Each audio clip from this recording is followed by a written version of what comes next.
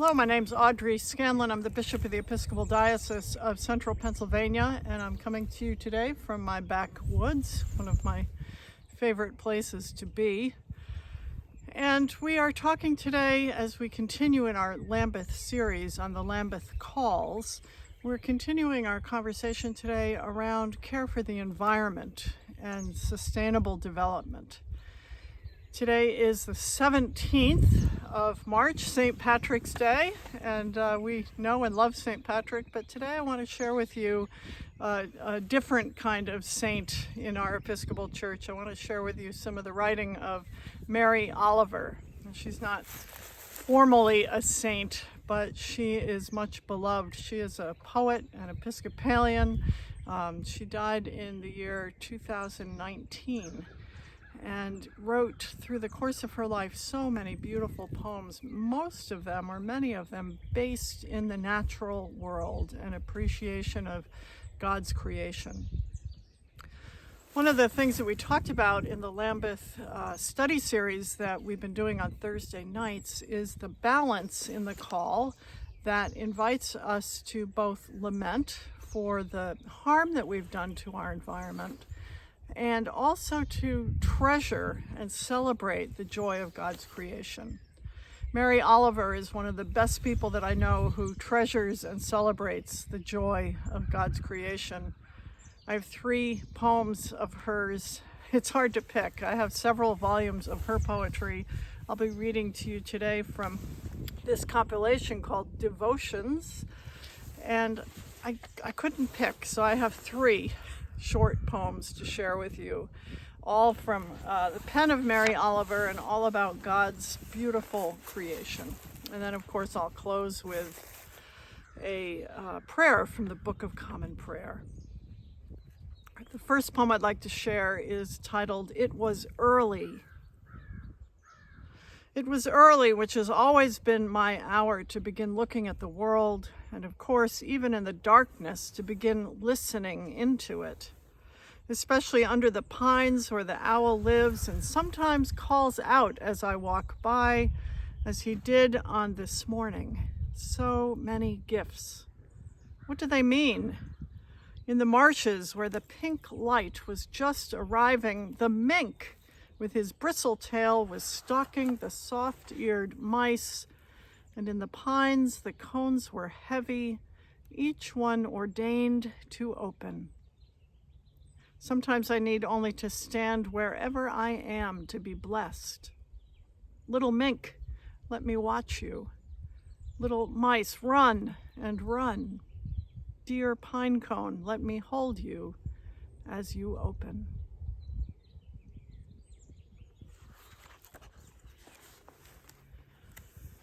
The second of the 3 poems I'd like to share with you is titled, With Thanks to the Field Sparrow, whose voice is so delicate and humble. I do not live happily or comfortably with the cleverness of our times. The talk is all about computers. The news is all about bombs and blood. This morning, in the fresh field, I came upon a hidden nest. It held 4 warm, speckled eggs. I touched them, then went away softly, having felt something more wonderful than all the electricity of New York City. This final poem that I'll share with you today is called The Sun. Have you ever seen anything in your life more wonderful than the way the sun every evening, relaxed and easy, floats towards the horizon and into the clouds or the hills or the rumpled sea and is gone?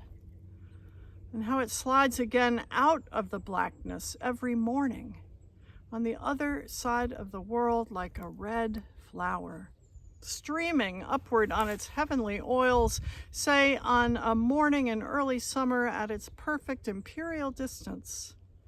Have you ever felt for anything such wild love?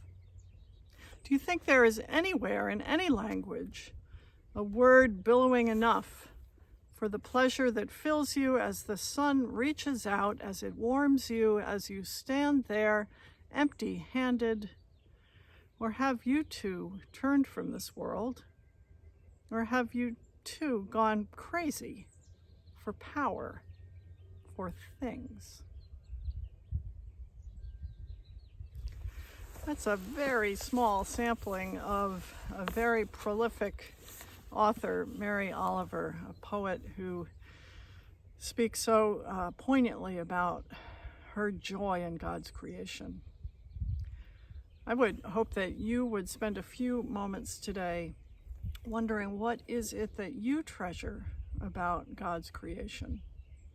For such a long time, I grew up on the East Coast and have my family ancestral roots in the state of Maine, and lived in Connecticut, where I grew up in the summer on a lake and traveled, of course, to the ocean in the summer.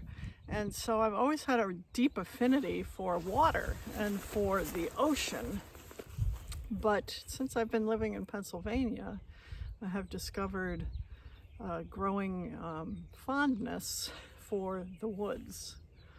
And so here I am in my backwoods on this beautiful, almost spring morning.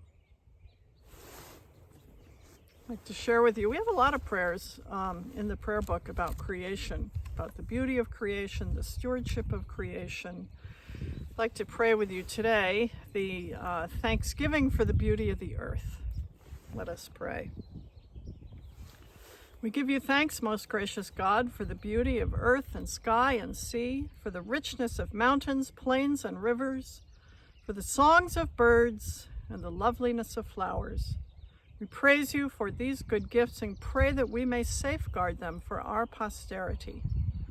Grant that we may continue to grow in our grateful enjoyment of your abundant creation, to the honor and glory of your name, now and forever. Amen. Well, next week, our Lambeth series will be joining the new Creation Care Committee as we gather with them on the evening of the 23rd on Zoom. And I think it'll be on Facebook Live also, to talk about the work that we're doing in our diocese to safeguard God's creation. And then the following Tuesday, we'll be wrapping up our Lambeth study series with a meeting on the Tuesday night, not Thursday, to talk about what next. How do we, as individual disciples of Jesus and of the Christian way, how do we put some of these things into action that we've been talking and praying about? So I hope to see some of you then, and if not on Thursday night next week, certainly here again, maybe from my woods again next Friday. May God bless you and guide you and keep you always.